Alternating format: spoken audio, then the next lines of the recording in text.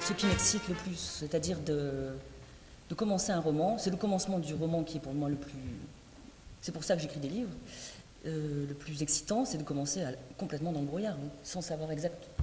En espérant que l'écriture va m'amener à quelque chose que j'ignore. Je ne sais absolument... Non, je ne sais pas du tout où je vais, même si on m'a dit que mes livres étaient construits, mais ça ne dépend... C'est une construction au fur et à mesure, c'est une construction qui est générée par chacun des mots, qui est poussée par chacun des mots.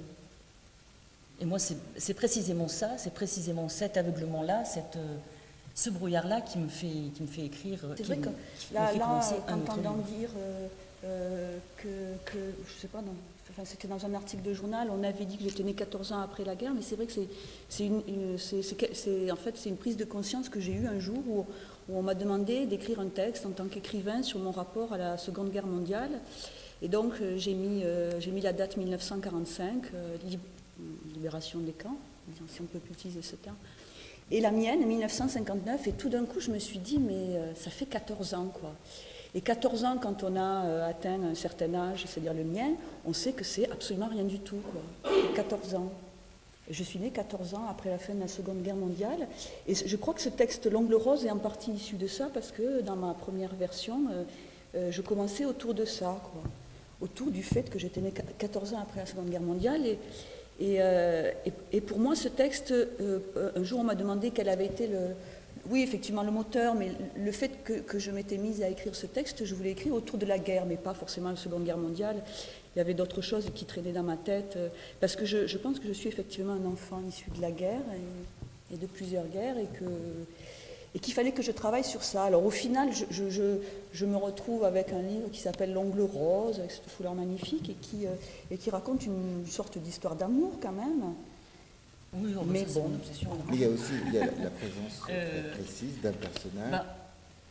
Pour cette chose-là que j'ai dite, et moi j'arrive jamais à me sentir d'un endroit. Je vis depuis toujours dans l'arrière-pays niçois, mais quand on me demande est-ce que vous êtes d'ici, je dis non. Parce que c'est vrai aussi, parce que je suis née en Savoie, bon, ma mère était italienne, etc. Donc, je suis habitée dans l'arrière-pays niçois à 3 semaines, et pour ces petites 3 semaines... mais en même temps, c'est une chance, je trouve, parce que c'est ce sentiment d'étrangeté permanente qui me fait écrire, me semble-t-il. Et puis, bon, j'habite un endroit aussi qui est très marqué par l'étranger. C'est pas... Nice, par exemple, c'est une ville très récente qui a été entièrement façonnée par les étrangers, même si maintenant elle a une image de repliement, mais elle est le contraire de ça. C'est une ville qui est sous le signe de l'exil, fut une dorée, et de l'étranger, vraiment.